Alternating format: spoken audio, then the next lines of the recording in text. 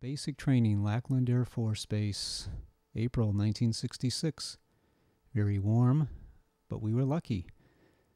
They had an outbreak of spinal meningitis just before we got there, so our basic training was reduced to 4 weeks because they had a backlog of trainees waiting to get through. That made life a little easier, but it still wasn't fun. All the marching, running, calisthenics, etc. The highlight was when my parents were able to drive down and bring me my 1958 Chevy. They were attending a convention in New Orleans for banking that my dad went to, and it was wonderful seeing my mom and dad. That was the first time I'd seen them since I went in the service. I did graduate with honors. That felt terrific because I was not a good high school student.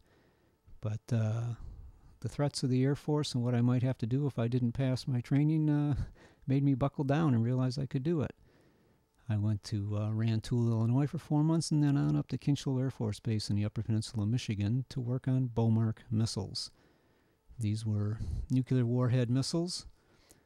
We would launch them if the Russians were to send bombers in over the pole, which is how we thought they would come, and on over Canada.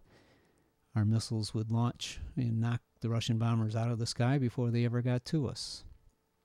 We went down to Florida to test launch one of our Bomarks. We launched it out over the Gulf and intercepted a drone that was sent from the other side of the Gulf, and we were successful at that, which was a very nice trip. And a warm welcome break from the Upper Peninsula. But on to Bangkok, Thailand after a year and a half in the UP. This is the Marble Temple. Beautiful temple, and those are school children on their way home from school walking across the temple yard. We go inside the temple and see this huge golden Buddha. It was just amazing to stand at the base of this thing.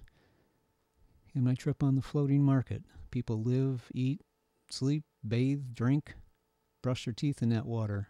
You and I would get deathly ill if we tried that. But they do their shopping right there from their doorstep or from their boat.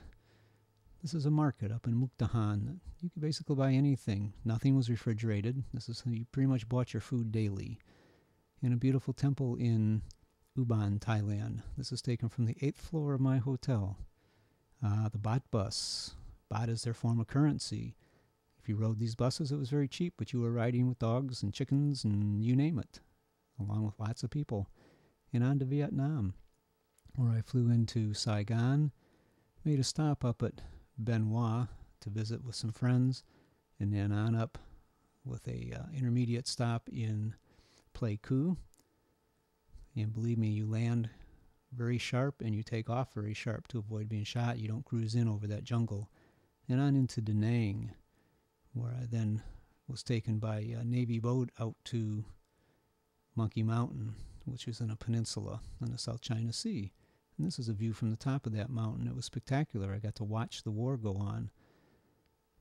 Could see the bombers run their missions and the fighters strafe the hills, the rockets come in on Da Nang. It was pretty incredible. This is the radar site where I brought the equipment, the radio equipment, back up to specs. And anybody crossing the Da Nang River had to be inspected to make sure they weren't carrying explosives. That was a very key bridge. But home at last. A little bit colder. This was November, just before Thanksgiving of 1969. Happy to be home.